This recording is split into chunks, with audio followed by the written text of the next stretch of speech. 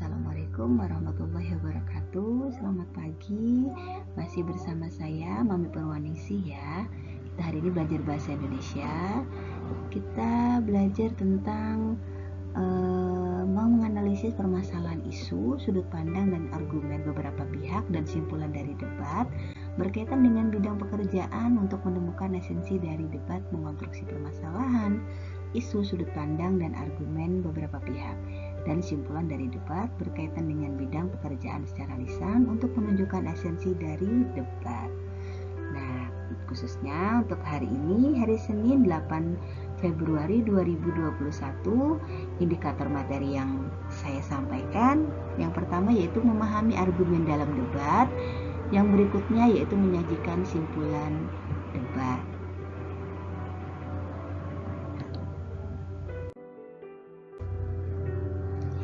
Ya, yang pertama yaitu tentang pengertian debat. Menurut KBBI, Kamus Besar Bahasa Indonesia, pembahasan dan pertukaran pendapat mengenai suatu hal dengan saling memberi alasan untuk mempertahankan pendapat masing-masing.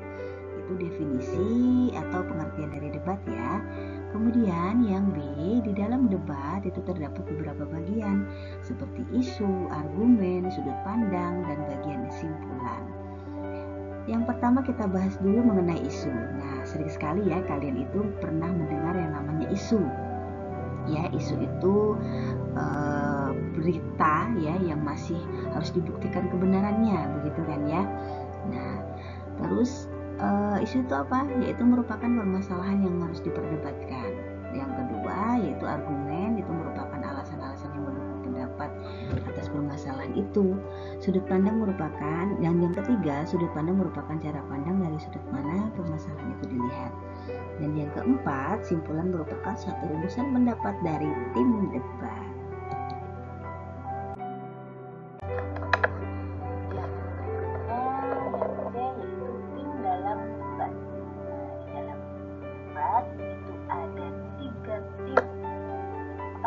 Yang pertama yaitu tim afirmasi. Apa toh tim afirmasi itu? Yaitu tim yang setuju terhadap mosi. Mosi itu apa? Mosi itu tema atau topik yang sedang dibahas. Nah, itu yang tim yang menyetujui dari permasalahannya atau dari temanya, topiknya, gitu ya. Contohnya di sini ada kalimatnya, itu saya setuju jika kosakata bahasa asing yang masuk ke dalam penggunaan bahasa Indonesia bla bla bla bla bla. Yang mana yang merupakan kosakata afirmasinya yaitu pada kata saya setuju, gitu ya, jelas ya. Terus yang kedua yaitu ada tim oposisi. Nah, kalau tim oposisi itu kebalikan dari afirmasi, yaitu tim yang menentang mosinya. Sekali berarti yang tidak menyetujui atas tema atau topik yang sedang dibahas ya. Contohnya seperti apa? Misalkan saya tidak setuju jika kosakata bahasa asing yang masuk ke dalam penggunaan bahasa Indonesia. Jadi untuk cirinya yaitu menggunakan kata saya tidak setuju, atau mungkin kalian punya kalimat yang lain yang intinya di sini kalian itu menentang atas tema atau topik yang dibahas. Terus yang ketiga yaitu ada tim netral. Tim netral di sini jelas sekali tim yang berada di tengah-tengah, artinya tidak memihak siapapun dan mempunyai kesimpulan di antara tim afirmasi dan tim oposisi, gitu ya. Terus contohnya, misalkan di situ berdasarkan kesimpulan di atas kosakata bahasa asing yang masuk ke dalam penggunaan bahasa Indonesia bla bla bla bla. Ya, jelas.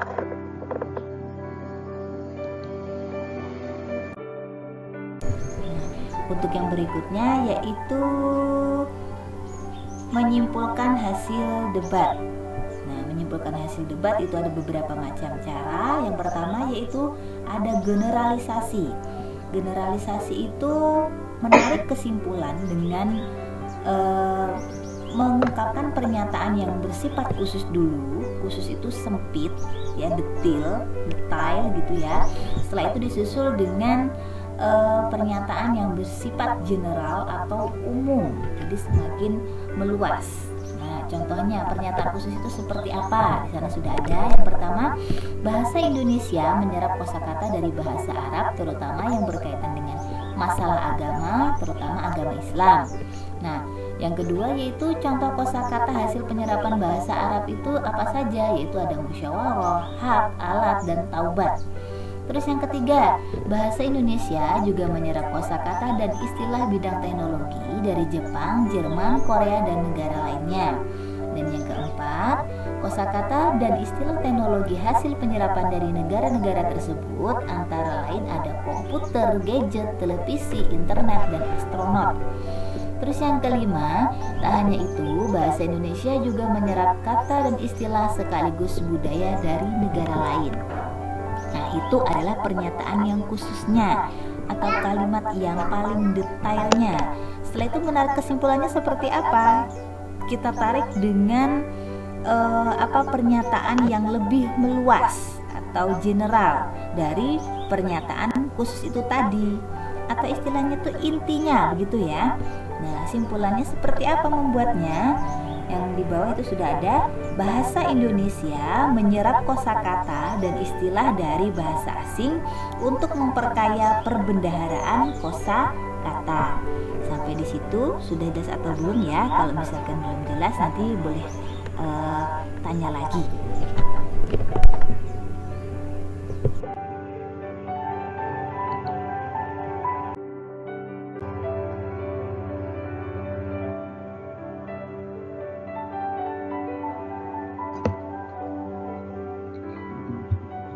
Ya, yaitu yang berikutnya yaitu adalah analogi.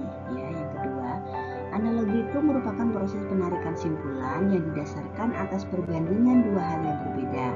Akan tetapi karena mempunyai kesamaan segi, fungsi atau ciri, kemudian keduanya itu dibandingkan atau disamakan, gitu ya. Nah, contoh pembanding satu misalkan, orang tua mendidik kita di rumah dengan penuh kasih sayang. Mereka mengajari kita banyak hal. Tak jarang kita dimarahi ketika nakal dan tidak mematuhi nasihat mereka. Hal yang dibandingkan yang kedua, misalkan di sekolah, para guru juga mendidik kita dengan penuh kasih sayang. Guru-guru mengajari kita berbagai ilmu pengetahuan dan keterampilan. Bahkan juga memberikan teladan akhlak yang baik demi menanamkan kedisiplinan dan tanggung jawab. Para guru acap kali memberikan hukuman pada kita. Simpulannya, jadi dapat dikatakan bahwa para guru adalah orang tua kita di sekolah. Gitu ya. Nah, yang ketiga yaitu menarik kesimpulan dengan cara sebab akibat. Di sini penjelasannya sudah ada.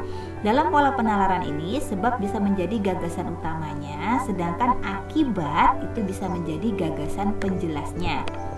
Ya, sekali lagi sebabnya itu bisa menjadi gagasan utamanya, sedangkan akibat itu bisa menjadi gagasan penjelasnya. Contohnya di sini ada sebab-sebab. Nah, sebab-sebab di situ berarti kan banyak sekali ya penyebabnya. Di situ ada beberapa kalimat. Yang pertama, penyebabnya misalkan konsep drainase saat ini yang diterapkan di seluruh pelosok tanah air saat ini untuk mencegah banjir. Yang kedua, konsep yang dipakai adalah konsep drainase konvensional, yaitu drainase pengaturan kawasan.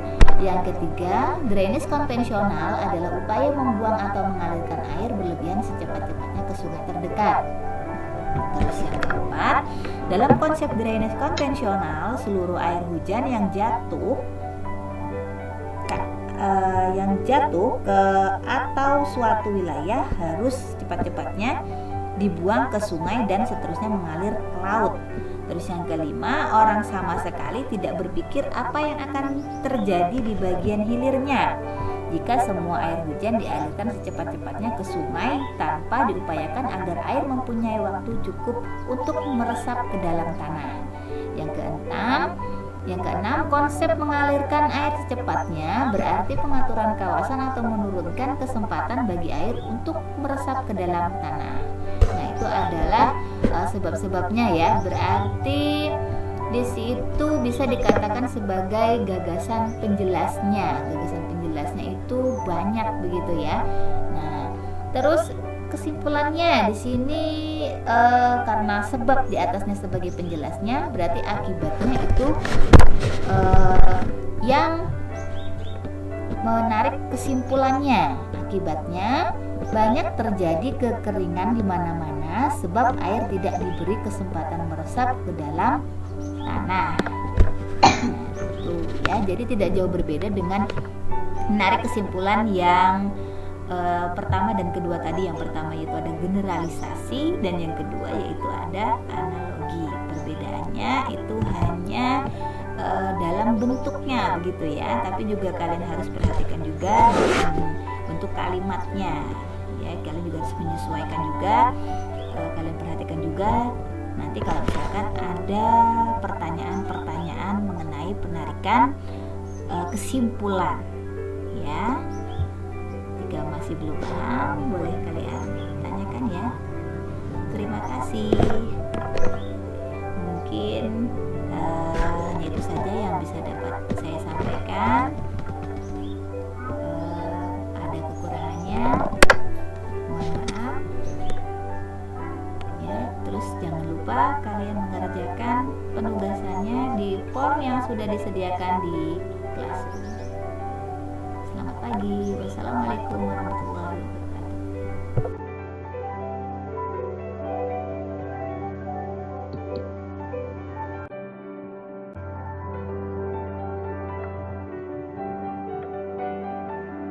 Terima kasih, selamat mengerjakan tugasnya ya. Semangat.